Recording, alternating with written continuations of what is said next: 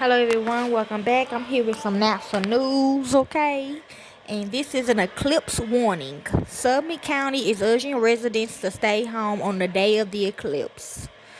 Okay, Summit County is urging residents to stay home on April the 8th and don't look directly at the sun as the moon obscures its view in northern Ohio. County leaders, along with emergency planners and experts from the NASA and the National Weather Service, held an online town hall gathering on county exclusive Eileen Sharpio's Facebook page this week to discuss the potential impact the total eclipse will have on Summit County.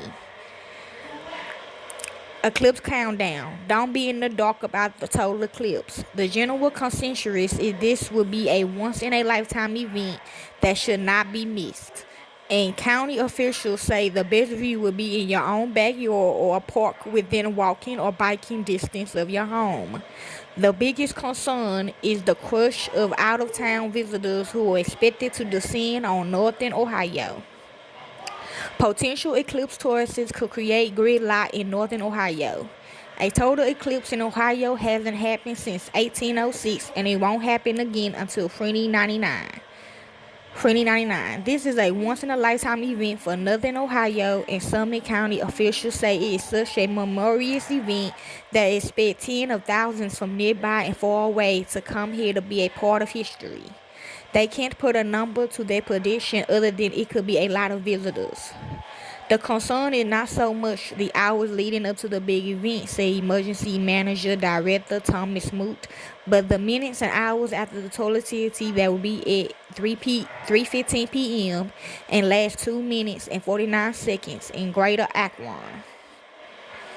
The fear is a let's beat the traffic mentality will set in, Smoot said, with everyone rushing to get home and visitors anxious to get out of the northern Ohio at the same time.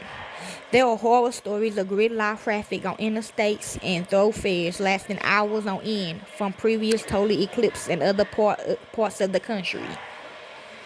Smoot said this is why the country is urging residents to enjoy the eclipse close to home and for visitors to arrive early and stay late.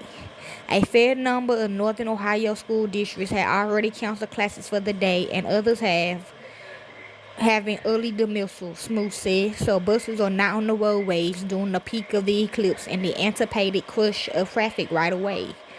We want to make sure everyone has a safe experience, he said. The concern is the anticipated traffic jams with more vehicles than the roads can handle and the ability for police and fire departments to be able to respond to any emergency calls that might arise.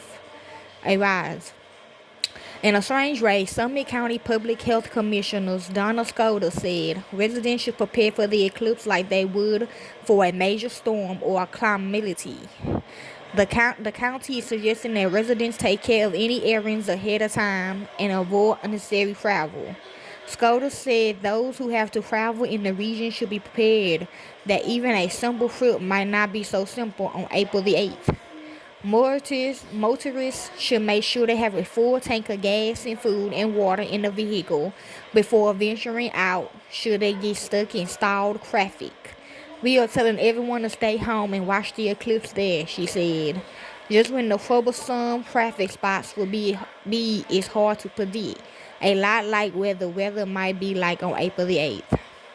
Freddie Ziller of the National Weather Service said they can look at historic trends for the weather in northern Ohio for some insights, and that is not too promising. Looking back at the weather records for the date shows there is under a 10% chance of totally clear skies. The weather in April can have extreme swings with bone-chilling cold to warm spells. It could rain and it might even snow. Ziegler said the Weather Service will have a full contingent of meteorologists on hand to assist county emergency planners should severe weather from thunderstorms or even snow squalls develop during the eclipse. So yeah, basically they're going to blow up something in outer space, so we got to be prepared, okay? Any severe weather, he said, could further complicate folks trying to get back home after the event. Okay, so we might need to leave now. To my boss up there. The Weather Service say it should have a better handle on the potential weather conditions for the eclipse around April the 1st. Another worry for planners, Ziegler said, is the potential for the varying conditions in northern Ohio. It is quite possible there could be a lake effect clouds in Cleveland and at the same time sunny skies in Akron. Jella said the worry is residents and visitors will attempt to follow the sun to find clear skies, creating unexpected traffic, headaches, and a surge in crowds in unprepared areas. There are going to be some issues that day we don't normally think about, he said. Public health concerns in Summit County the day of the eclipse. The biggest concern the day of the eclipse is the most obvious one. Skoda said the county is working to hammer home to everyone that it's never safe to look directly at the sun, and the day of the eclipse is no different. The best protection for your eyes, she said, is to purchase special eclipse viewing glasses well ahead of time. There are some other public health concerns too. Scholar said residents should be mindful when hosting large gatherings on their properties. Like any party, she said, ensure guests don't drink too much. And those who have septic systems or wells should be mindful of potential damages to underground equipment by parking vehicles on the lawn. Okay. Anyone planning to host overnight guests, she said, should always remember that more than 5 tents on a property is considered operating a campground and subject to a whole laundry list of rules and regulations.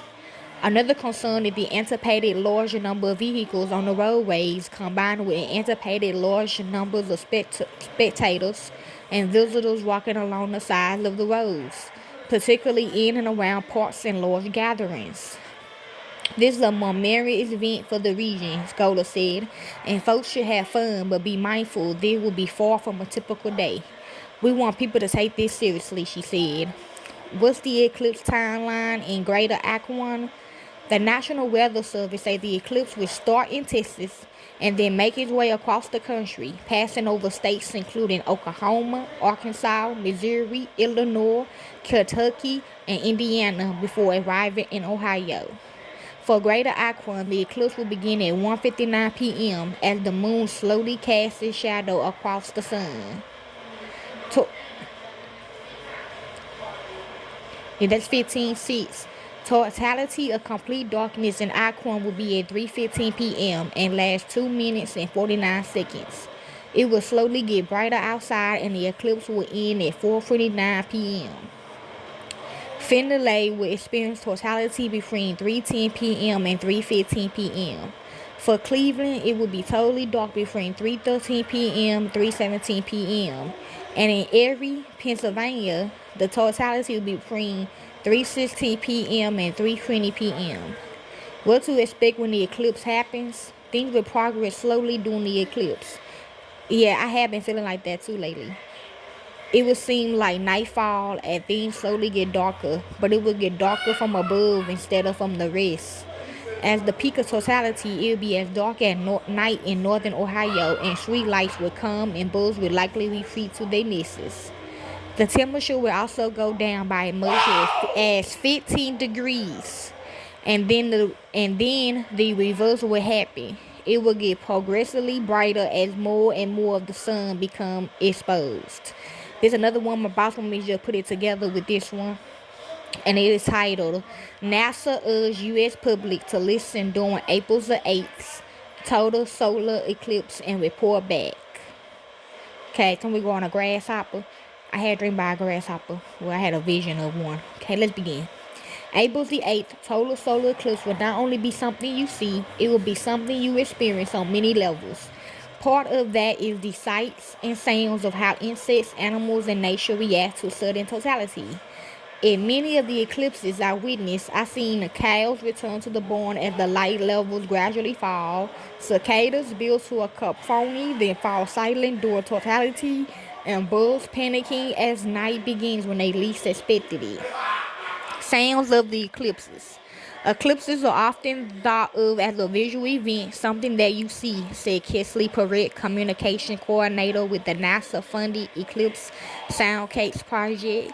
We want to show that eclipses can be studied in multi-sensory manner through sound and feeling and other forms of observation. April 8th is an opportunity like no other. On that day, over 30 million people in the U.S. already live within the path of totality, the frac of the moon's shadow as it sweeps across the planet, despite it being just 115 miles wide.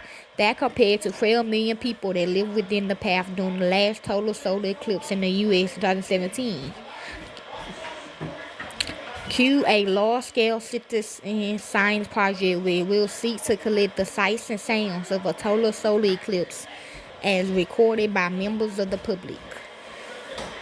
The end results will be scientists' hope, a better understanding of how an eclipse affects different ecosystems. Impact of the eclipse. Data collectors recruited for the project will use a low-cost recording device called Automoth, available for $97 from LabMaker, to capture the sounds of animals, birds, and insects, especially crickets. One question researchers want to answer is whether nocturnal and diurnal animals act differently or become even more or less vocal during a solar eclipse.